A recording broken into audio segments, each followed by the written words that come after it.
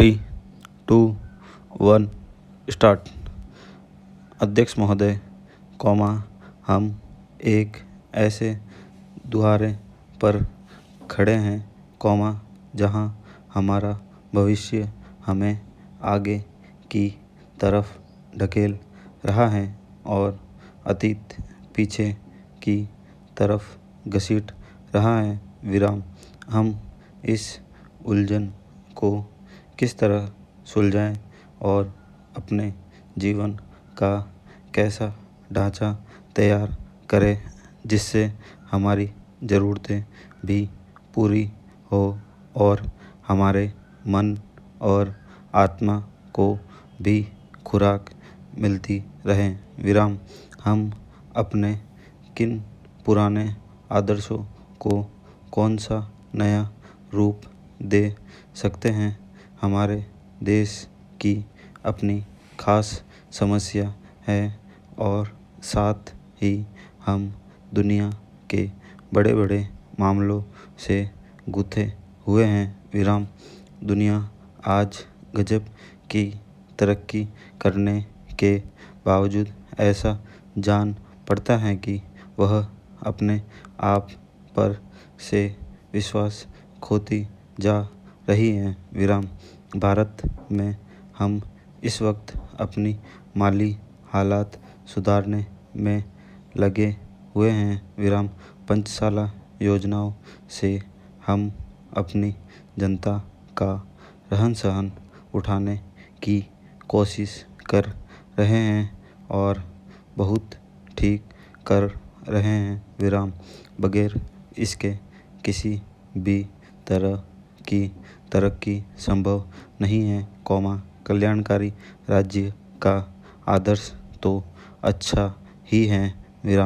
फिर भी यह एक थोथी और बेजान चीज़ हो सकती है, क्योंकि आज ऐसे देश भी दुनिया में हैं जो इस मकसद को पा चुके हैं, पर उसके सामने भी नए नए सवाल और नई नई गुत्थियाँ आ गई हैं और इन गुत्थियों को वे मशीनों से या माली हालात को सुधार कर सुलझा नहीं पाए।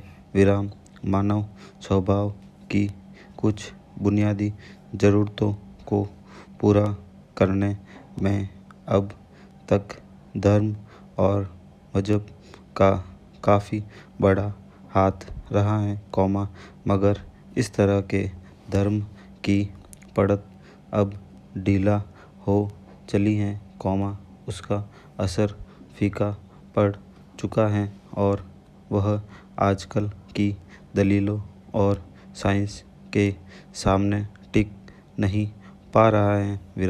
धर्म में विश्वास हो या न हो, पर इंसान के लिए किसी ऐसे आदर्श में अडिग विश्वास का रखना ज़रूरी है, जिससे जीवन का रस मिलता रहे और जो हमें आपस में गुत्थे रहें।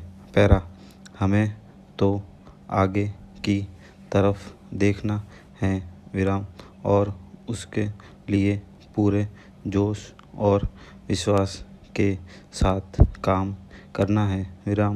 हमें साथ ही अपनी पिछली विरासत को भी कायम रखना है और उसी से शक्ति प्राप्त करनी है। परिवर्तन ज़रूरी है, मगर अपने पुराने इतिहास से मुँह फेरना अपनी ही जड़ों को खोदना है। अतः इस परिवर्तनशील समाज में यह देखना भी आवश्यक है कि इस परिवर्तन से कहीं किसी स्थान पर सामाजिक ढांचों को चोट तो नहीं पहुंचती या किसी रूप में सामाजिक अहित तो नहीं हो रहा। अगर ऐसा होता है तो फिर उस परिवर्तन से कोई लाभ होने वाला नहीं है। स्टॉप।